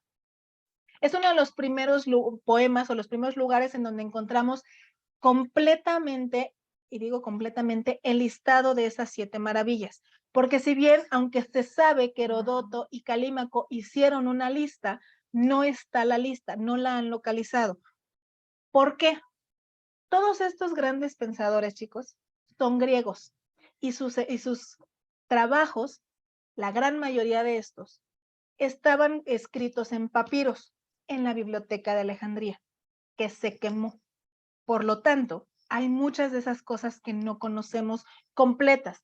Lo que se ha rescatado generalmente sucede que han sido como escritos que referencian a estos autores. Por eso se sabe que lo hicieron, pero no se encuentran todos. En cambio, este poemita de Antípatro sí está completo. Y en ese poema, ¿no? Que está bien interesante, nos habla de 7 maravillas. Pero ¿cuál es el detalle? Habla de lugares que no están en la lista que conocemos todos. Y bueno, digo que conocemos todos porque pues generalmente así nos lo enseñaron. Pero bueno, hablando de esta lista, ¿cómo llegaron a una lista definitiva que es la que nos enseñan a todos en la primaria? Bueno, nadie la determina, o sea, nadie se sentó a decir, esta es la buena y lo que yo digo es la verdad y lo que tú digas son tonterías. No, eso no existe. Lo que sucede es que cuando muchos autores hicieron estas listitas de los lugares que les parecían los mejores, los más bellos, los más maravillosos, los más divinos, como lo quieran llamar, hubo un autor neerlandés que dijo, oye, suena bonito, y los pintó, era un pintor. Este es Martin van Heemskerk, es que nunca lo puedo pronunciar, Heemskerk, que agarró una de estas listas y las pintó. Y gracias a Heemskerk es que conocemos la lista de las 7 maravillas comunes o famosas que nos enseñan a todos en la primaria. Todo viene de los griegos, ¿no? Por eso de normal, cuando damos clases decimos, es una lista griega, no importa quién la hizo. La determina Heemskerk porque él los pinta, simple y llanamente. ¿Cuál es el detalle? Como cualquier pintor, da rienda a su imaginación. Y al día de hoy, y gracias al trabajo que hacen los arqueólogos, se tiene mayor idea de cómo debieron haber sido las obras o las 7 maravillas del mundo antiguo. Pero Heemskerk dejó volar su imaginación y el otro, bueno, construyó cosas que realmente ni existieron, así se las imaginó. Muy probablemente el hombre ni las conocía, solamente se quedó con las narraciones de los historiadores. Pero bueno, gracias a su narración, este hombre crea historias y entonces, bueno, ¿no? Las vamos conociendo. ¿Cuáles son las 7 maravillas del mundo antiguo? Bueno, están bien fáciles. El mausoleo de Halicarnaso, gracias a este lugar es que le llamamos mausoleo a todos los lugares donde se entierra algo. El templo de Artemisia, el faro de Alejandría, los jardines colgantes de Babilonia, la estatua de Zeus, el coloso de Rodas y la gran pirámide de Giza.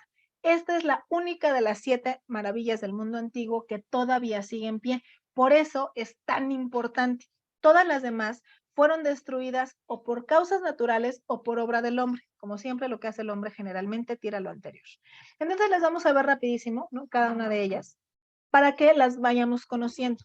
El mausoleo de Halicarnaso viene de la cultura persa, ¿no? Fue construida alrededor del año 353. Al día de hoy, sus restos se encuentran en Halicarnaso, en Turquía, ¿no? Fue construida para convertirse en una tumba del rey, bueno, del sátrapa, ¿verdad? Mausolo. ¿Se sabe quién la construyó? Sí, ¿no? La construyó Artemisia de Caria, y se dice, ¿no? De acuerdo a lo que han hecho los arqueólogos, estas investigaciones de lo que queda de ese lugar, lo que han hecho es reconstruir esta imagen que vemos en el centro. Hagan de cuenta que el mausoleo era una pared completamente elevada, alrededor de 12 metros, solamente la primera parte, y después había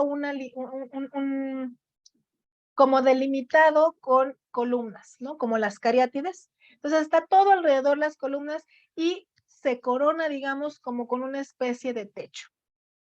Era completamente cerrado, no había espacio como, ay, voy a entrar a dejarle mis florecitas, no, eso no, era una construcción completamente cerrada. Sin embargo, bueno, como les decía, Hemskeck se imaginó cualquier cantidad de cosas, e incluso en esta pintura que él le hace, que es esta que vemos de nuestro lado izquierdo, creo que sí lo ven, no sé si ven mi mano, pero lo que hace es que es que lo construye, o bueno, lo pinta como si hubiera sido más grande, como si incluso hubieran habido figuras humanas talladas en las paredes, y entonces eso va a provocar que la gente se quede con esas ideas, porque las personas en general somos muy visuales. Y si a mí me dicen que tenía 50 metros de alto y que tenía personitas talladas en la pared, pues no es que yo no quiera pensarlo, pero pues voy a creerle porque no existe. Entonces la gente se queda, ¿no? En general con estas, pues con estas historias. Entonces, ya con las representaciones modernas, gracias a los trabajos de los arqueólogos, nos damos cuenta que no, al final no habían personitas, talladas alrededor, pero bueno, funcionó para enterrar al sátrapa Mausolo. Sin embargo, ¿no? Tristemente para él, con los años fue completamente desmantelado por los caballeros de la Orden de San Juan.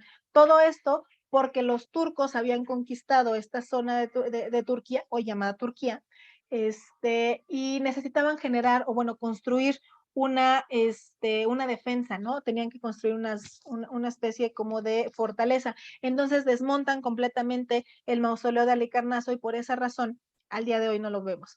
¿Qué es lo que se han encontrado? Solamente las bases y lo que vemos en la pequeña foto de nuestro lado derecho, que queda verdaderamente cosita de nada. La siguiente maravilla del mundo antiguo es el templo de Artemisa. Esta es la única de las 7 maravillas que se encontró en absolutamente todas las listas que se hablaban de maravillas arquitectónicas. Nota al pie, chéquense bien que todas las maravillas son arquitectónicas, no hay otro tipo de cosas, porque es más impresionante. Bueno, el templo también era persa, ¿no? Se encuentra en lo que hoy conocemos como Éfeso en Turquía. Aproximadamente fue construida en el año 550 y estaba hecho completamente de mármol, era blanca. Se decía que el templo de Artemisa incluso brillaba con el sol por la forma en la que habían sido tallado este mármol. También era un mármol muy fino, por lo tanto era muy pesado, razón por la cual, por supuesto, pues fue desmantelado más adelante. Fue construida por el rey Creso, pero sobre todo y más importante tenía una función religiosa en este lugar. Sí, Lupita, que te vaya muy bien, gracias por todo, estamos en contacto. ¿Qué fue lo que sucedió, no? Era muy pesado y empezó como a hundirse un poco y además por la zona, es una zona muy árida, comenzó un proceso como de desecación y se incendió en 2 ocasiones. Y entonces al incendiarse y al mancharse el mármol, lo que sucedió es que lo desmantelaron para construir la ciudad de Éfeso al día de hoy. Luego tenemos el Faro de Alejandría. El Faro de Alejandría, también construido, bueno, de la cultura egipcia, mandado a construir por el faraón Ptolomeo I. Lo manda a construir él, pero se sabe que la intención o la proyección de la construcción de este faro, perdón, era plan de Alejandro Magno. Sin embargo, bueno, Alejandro no se queda en Egipto lo suficiente como para poderlo ver. Entonces, por esa razón es que lo manda a construir Ptolomeo. La función básica era de un faro, era simplemente alertar a los navegantes que se estaban acercando a la Tierra. ¿Y qué fue lo que le sucedió y por qué al día de hoy no existe? Porque lo destruye un terremoto. Y después de que es derrumbado por ese terremoto, lo que sucedió es que lo que quedaba, ¿no? de este lugar fue fue desmantelado por completo para construir lo que hoy se conoce como el fuerte de Qaitbay, ¿no? Que fue una fortaleza de la época de los mamelucos y funcionó para una cuestión de guerrillas con algunos pueblos del mar en la época mameluca. Entonces así fue como el faro de Alejandría se perdió. Uno de los que más llaman la atención es este, que son los jardines colgantes de Babilonia. Fueron construidos, o bueno, mandados a construir porque el rey Nabucodonosor II, les juro que no lo hizo, pero vienen por orden de él, se supondría, ¿no? Que era un regalo para su esposa. Una de las cosas más interesantes de los jardines colgantes de Babilonia es que no estaban colgantes, sino que eran o estaban construidos de forma que parecían pequeñas terrazas y lo que colgaban eran las plantas. Esto lo sabemos por narraciones. Nadie sabe si realmente existieron. Ese es el detalle de los jardines colgantes.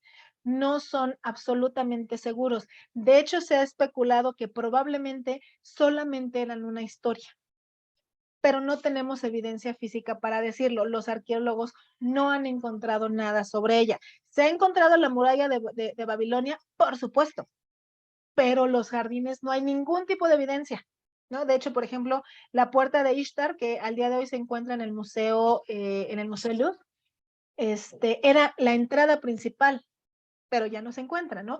Y no hay nada más. Entonces, muy probablemente esta es una de las maravillas del mundo antiguo que haya sido una simple historia para niños.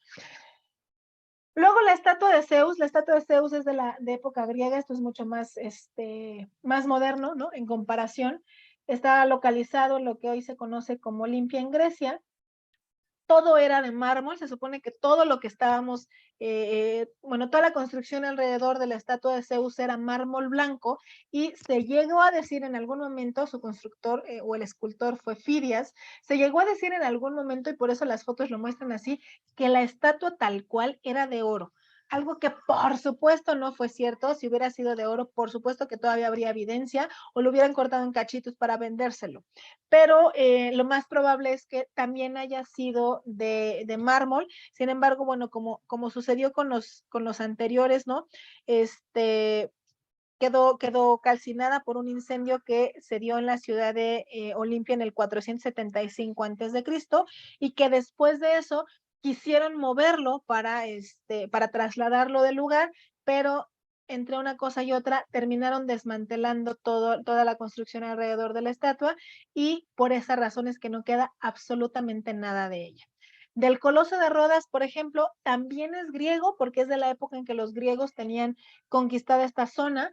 Se encuentra en la en la península de Rodas. Es un elemento muy interesante, la historia del Coloso de Rodas es muy interesante porque el Coloso solamente logró estar en pie alrededor de 20 años. No hay evidencia de cómo fue el Coloso, ¿no? Se cree, bueno, se sabe que estaba dedicado al dios Helios, al dios del viento, y por las historias se considera que debió haber sido un faro para conmemorar para conmemorar una batalla. ¿Qué es lo que sucede? No hay evidencia de cómo estaba, ni siquiera del lugar exacto donde debió haber estado. ¿Cuál es el detalle? Que Heemskerk lo que hizo fue pintarlo, es la imagen de abajo, lo que hizo fue pintarlo como si hubiera estado parado con las piernas abiertas colocadas de un lado y del otro de la boca de la bahía. Si esto hubiera sucedido, de verdad que el Coloso hubiera tenido que medir más de 120 metros. Era absolutamente imposible para la época, sobre todo por la forma del Coloso. La cantidad de viento que hay en la zona de Rodas y luego el golpe de las olas en ese lugar hubieran provocado que se cayera inmediatamente porque pegaba directamente en los pies y no tendría estabilidad. Entonces han sugerido que probablemente estaba solamente de un lado de la bahía, completamente parado, como si fuera como una posición muy erática. Pero tampoco se sabe porque no hay el más mínimo rastro arqueológico del Coloso de Rodas. Simplemente se sabe que ahí estuvo y y cómo fue, ¿no? Más o menos nos narran que había sido muy grande pero no queda evidencia de esto, ¿no? Entonces les digo, bueno, fue algo bien interesante que solamente les duró 20 años el gusto, ¿no? Y por último, bueno, la Gran Pirámide de Giza, ¿no? ¿Qué es lo que tiene de interesante nuestra Gran Pirámide de Giza? Que es la única que al día de hoy continúa en pie. La pirámide tendría, o bueno, tuvo en su momento una altura de aproximadamente 146, no, 146, 144 metros, perdónenme, 144 metros y medio con todo y su recubrimiento. ¿Qué fue lo que sucedió? Que al final, ¿no? de esta de la historia egipcia, ya cuando, déjenme les proyecto porque no se veía.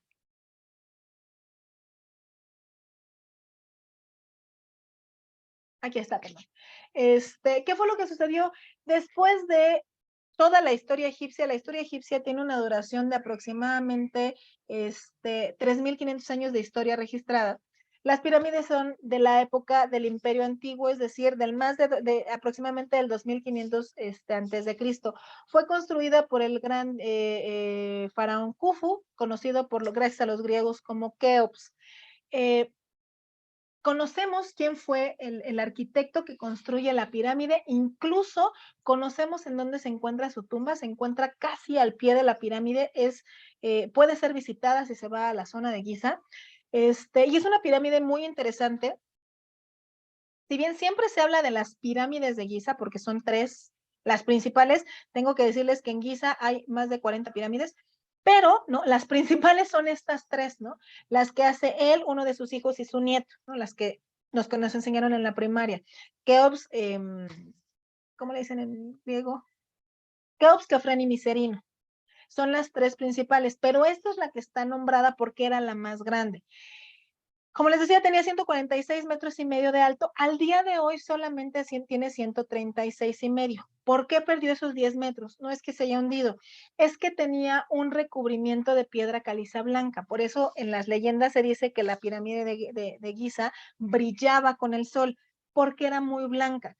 Sin embargo, en la conquista musulmana de Egipto, fueron desmontados los recubrimientos de las tres pirámides y se utilizaron para construir la ciudad de Cairo e incluso, perdón, varias de las mezquitas que hoy en día se pueden visitar están construidas con piedras que recubrían esta pirámide. Y entonces, bueno, evidentemente, ¿no? Es una zona que nos llama la atención porque tiene muchísimo, es la más antigua de todas las maravillas. Si se fijaron, de todas las que hablamos, fueron construidas entre el 670 y el 300 antes de Cristo. La pirámide de Giza fue construida desde el 2570. Entonces llama muchísimo la atención. Está construida aproximadamente con 2.300.000 bloques de piedra. Y es uno de los misterios más grandes para mucha gente porque a la fecha no se ponen de acuerdo los arqueólogos sobre cómo fue construida. Tenemos evidencias en diferentes lugares de cómo pudo haber sido. Déjenme les pongo otra vez la imagen porque aquí se ve muy chiquita. Miren, ahora sí que aquí creo que se ve un poquito más grande. ¿Cómo se sabe o cómo se cree que se construyó la Gran Pirámide de Giza con bloques tan grandes y tan pesados? Hay bloques que pesan aproximadamente 2 toneladas, hay algunos que pesan alrededor de 30 toneladas. ¿Cómo pudieron haber sido movidos en una época en donde no había una gran tecnología, no habían grúas, nada de eso existía? Bueno, pues al día de hoy se sabe y se conoce perfectamente cuáles son algunos de los instrumentos con los que fueron medidas y talladas las piedras que se utilizaron para la pirámide. Eso no es lo más complicado o lo más sorprendente. Hay tumbas alrededor de la zona de Giza en la cual se muestra muy claramente cómo debieron haber sido construidas. Por ejemplo, en esta imagen de aquí arriba podemos ver, esta es una tumba del Imperio Medio, en donde se ven a todos los personajes que van jalando una gran escultura. Vean el tamaño que tiene en comparación de los hombrecitos. Y lo que pasa o lo interesante aquí es que nos muestran cómo este personaje va echando agua justo al frente de la escultura y la llevan en un trineo. Han hecho pruebas, en el 2000 empezaron a hacer pruebas, Mark Lerner, para ver cómo fue construida y se dieron cuenta que aún estos bloques de piedra tan pesados son de fácil movimiento si se llevan en un trineo y la arena está mojada. La pueden arrastrar muy fácilmente sin necesidad de ningún elemento moderno.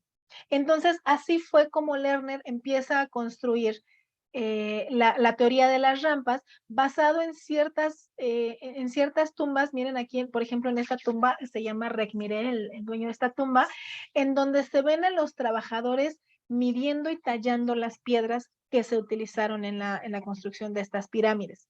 Y entonces hay tres teorías hasta el día de hoy que son las más aceptadas, pero no pueden asegurar con cuál se construye esta gran pirámide, que es la teoría de las rampas. Una dice que es una rampa de lado en donde van construyendo cada uno de los lados de las pirámides.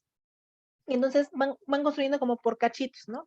Que es esta la primera, en donde van hacia arriba y construyen a los cuatro lados. Luego nos presentan, ¿no?, la siguiente teoría de la pirámide, que es una rampa muy larga en el centro, en donde se va construyendo de adentro para afuera. Y la tercera y última, que es la más aceptada al día de hoy, es que se construyeron rampas alrededor de la pirámide y la fueron construyendo desde la base, evidentemente, hacia la punta, no al revés. Porque esto nos ayudaría, digamos, de alguna forma, a darnos cuenta de cómo es que si construyeron de afuera hacia adentro y de los lados más grandes hacia el centro, ¿no? Digámoslo de esa forma, cómo es que estos elementos como la cámara del rey, en donde a donde hay losas de descarga para que la presión del peso no vaya a derrumbar las cosas, pudieron haberse colocado. Si las hubieran hecho del centro hacia afuera, muy probablemente el peso del resto de las piedras hubiera derrumbado la construcción. Por eso es que esta teoría de la pirámide, de la rampa exterior, debió haber sido la más aceptada. Muy probablemente haya sido con la que fueron construidas, aunque pues no hay forma humana todavía de saber aún, ¿no? Cómo es que fueron construidas. Hay mucha información alrededor de esto, justo porque es la única que todavía sigue en pie, por lo tanto se pueden seguir las investigaciones. En Egipto no se puede hablar de que algo se sabe con absoluta seguridad porque todos los días encuentran algo nuevo. Los egiptólogos trabajan incansablemente en Egipto todo el tiempo y gracias a las teorías y a las nuevas investigaciones es que hay nueva información. No sé si vieron que hace como un mes hubo un comunicado en donde encontraron una nueva cámara dentro de la pirámide. Aún no se sabe exactamente para qué servía esa cámara ni por qué está ahí, pero se descubrió que existe. Entonces van a hacer más estudios para saber por qué hay una cámara, si es para liberación, si es para que entre aire, para qué la pusieron ahí, cuál es su función y si la tiene, porque a veces simplemente es una función arquitectónica para que no se derrumbe la construcción, no tanto una cuestión religiosa o de utilidad. Entonces, todos los días hay nueva información. Cuando hablamos de historia en general y de la historia del arte también tiene mucho que ver ahí, nada está escrito. Todo puede cambiar todos los días. Por eso es tan interesante. La historia es una disciplina viva, que todos los días, cada minuto que pasa nos da nueva información. Y entonces esa nueva información, ¿no?, va a hacer que cambiemos quizás lo que pensábamos que había sucedido antes, ¿no? Hace algunos años eran las maravillas del mundo antiguo y te callas. Estas son perfectas y son maravillosas y no habla nadie más. Pero ¿qué creen? Hace unos años alguien decidió hacer una nueva lista. Y esta nueva lista la decidieron por una votación en internet. ¿Se fijan cómo las cosas cambian de forma constante? Cómo es una ciencia viva, como les decía. Estos cambios, estas nuevas propuestas, estos nuevos conocimientos hacen que lo que pensábamos ayer que sabíamos ya no sea completamente cierto, ¿no? Hay cambios. Entonces, en esta nueva lista, bueno, ya fuimos considerados los mexicanos. Pueden considerar que sea una gran construcción, a lo mejor les gusta más otra, porque en México tenemos cosas tan bonitas que, bueno, a mí me costaría mucho trabajo decidir cuál propongo, pero Chichén Itzá realmente es un lugar divino, ¿no? Entonces, en primer lugar, y no vamos a poner orden porque nunca dijeron esta es la más y esta es la menos, simplemente está la lista, ¿no? Chichén Itzá evidentemente en México, en la península yucateca, la Gran Muralla en China, evidentemente, la ciudad de Petra en Jordania, ¿no? Aquí hay que hacer como una anotación, Petra no nada más es el tesoro, la ciudad de Petra es una ciudad gigantesca, nada más que a todo el mundo nos gusta ver esta porque es en la que hace muchísimos años salió en varias películas, entonces a lo mejor por eso es que la gente hablaba tanto de Petra. El Coliseo que se encuentra en Roma es otro elemento de la lista, el Taj Mahal de la India que también tiene una construcción enteramente dedicada a la muerte porque es una tumba, el Cristo Redentor de Brasil y por último Machu Picchu en Perú.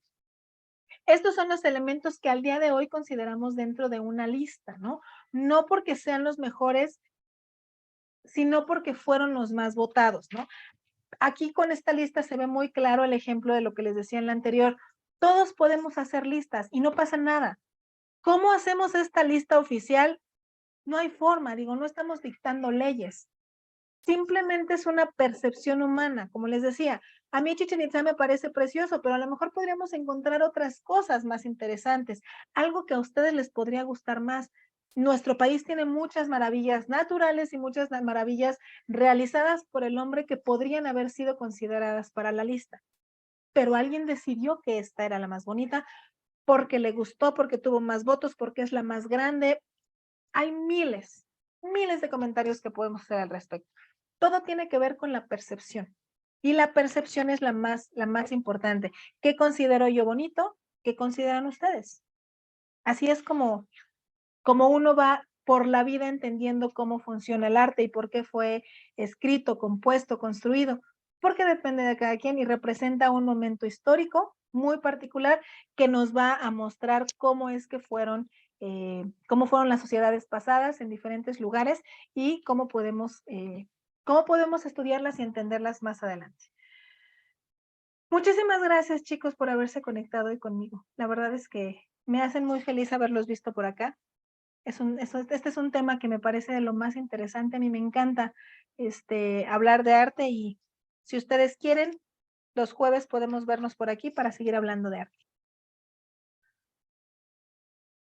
Muchas gracias por su tiempo, maestra. Se lo agradecemos mucho. Al contrario, Ian, me dio muchísimo gusto verte. Igual a mí. Y excelente, si les gustaría, muchachos, ya todos tienen mi teléfono, si quieren que las demos, me avisen a sus amigos si quieren invitar a alguien, estamos abiertos para dar todas las clases que sean posibles. Ya saben que me encanta dar clases. Y los lunes en la mañana damos clases de egiptología, mientras en eso. Sí. Gracias. Vale, chicos, cuídense mucho. Gracias por conectarte con nosotros, Lulu. Muchas gracias, igual Gaby. Muchas gracias, Lu. Estamos en contacto. Sí, yo aviso a mis amigos, a ver, yo estoy avisando ahorita, pero pues nadie me hizo caso, ¿verdad? Pero bueno. Cualquier cosa, ya ando. Un mensajito. Vale. Cuídense mucho. Bye, bye. Nos vemos, maestra. Gracias. Cuídate. Bye, Lulu.